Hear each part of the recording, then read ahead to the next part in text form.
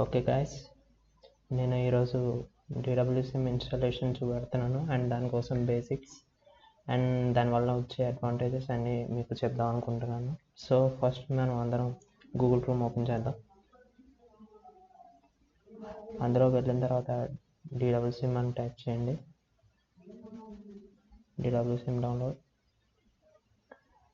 Okay, దాని తర్వాత దాని ఉన్న లింక్ ఓపెన్ చేయండి. ఓకే, తర్వాత డౌన్లోడ్ ఆప్షన్ నొక్కండి.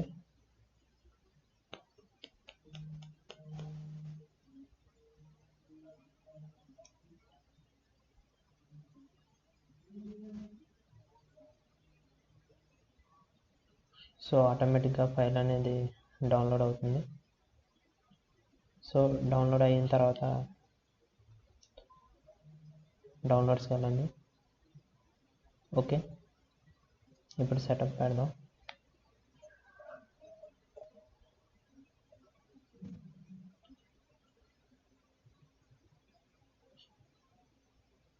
ఓకే, ఇది సెటప్ అవుతున్న లోపల ఒకసారి DWSIM అంటే ఏంటో తెలుసుకుందాం.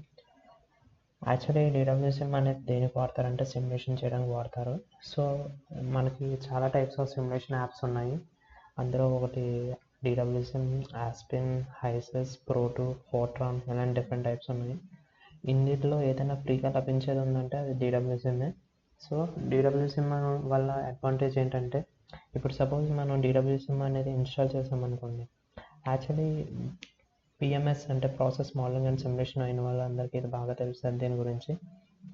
సో మీరు ఏదైనా ఒక రియాక్టర్ తీసుకొని సిమ్యులేట్ చేయడానికి ట్రై చేస్తారు. సపోజ్ జస్ట్ CSTR తీసుకోండి. సో CSTR తీసుకొని దానికి ఒక ఇన్పుట్ ఇచ్చారు, డిజైర్డ్ ఇన్పుట్ ఇచ్చిన తర్వాత దానికి కావాల్సిన రియాక్టెంట్స్ అవి ఏంటో అవన్నీ ఇచ్చారు. సో అది ఇచ్చిన తర్వాత ఏమవుతుంది, మీకు ప్రోడక్ట్ అనేది వస్తుంది. కానీ యాక్చువల్లీ మన అందరికీ తెలిసింది ఏంటంటే, మామూలుగా అది ఇలా సిమ్యులేట్ చేస్తుందని తెలుసు. యాక్చువల్లీ సిమ్యులేషన్ ఎందుకు వాడతారంటే, ఇప్పుడు సపోజ్ కమర్షియల్గా ఎవరైనా ప్లాంట్ ఎస్టాబ్లిష్ చేద్దాం అనుకున్న వాళ్ళకి, సపోజ్ ప్లాంట్ ఎస్టాబ్లిష్ చేయకుండా టెస్ట్ ట్రయల్స్ చేస్తారనమాట ఇలాంటి సిమ్యులేషన్ సాఫ్ట్వేర్స్ యూస్ చేసి.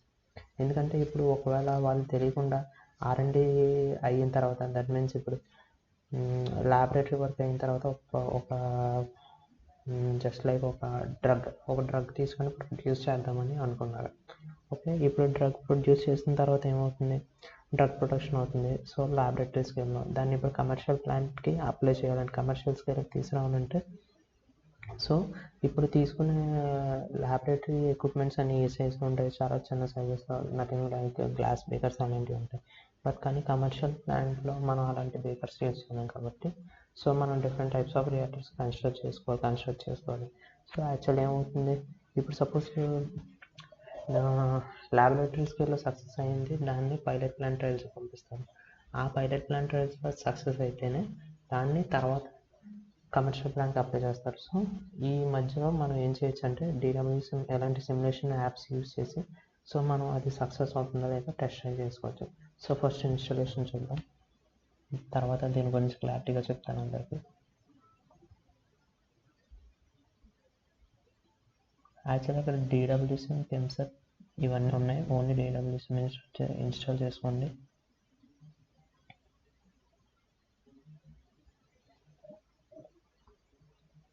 ఇన్స్టాల్ అవుతుంది. ఈ లోపల DWSIM కోసం గురించి చూద్దాం. యాక్చువల్లీ DWSIM అంటే ఏం లేదు, నథింగ్ బట్ ఇప్పుడు సిమ్యులేషన్ ఎలా చేసుకుంటుందంటే, some material balance, energy balance equations ఇవన్నీ దీనికి ఫిట్ చేసి ఉంచుతారు. అంటే ఇందులో డిఫరెంట్ టైప్స్ ఆఫ్ రియాక్టర్స్ ఉన్నాయి. సో మనం ఎంత మెటీరియల్ బ్యాలెన్స్, ఎనర్జీ బ్యాలెన్స్ అన్నీ ఆల్రెడీ ప్రీఫిట్ చేసి ఉంటాయి అన్నమాట. సో ఏమవుతుందంటే, ఈ DWSIMలో మీరు కావాల్సిన డేటా ఇచ్చిన తర్వాత, సో ఆబ్వియస్లీ ఇది రన్ చేసుకుంటుంది. సో ఏమవుతుంది, మీకు డిజైర్డ్ అవుట్పుట్ వస్తుంది అనమాట. ఇది యాక్చువల్లీ ఏంటంటే ఇటరేటివ్ ప్రొసీజర్ తీసుకొని చేస్తూ ఉంటుంది. మిగిలిన ఏవైనా సాఫ్ట్వేర్స్ ఉన్నాయంటే అవన్నీ కాస్ట్లీ అనమాట. సో మనం బెస్ట్గా ఏం తీసుకుంటామంటే, అలాంటి DWSIM అనేది ఓపెన్ సోర్స్ కాబట్టి ఫ్రీగా అవైలబుల్ ఉంటుంది.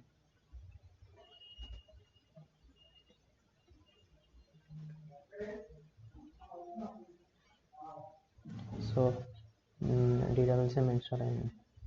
ఓకే, నెక్స్ట్ వీడియోలో దీని గురించి క్లారిటీగా తెలుసుకుందాం. Thank you.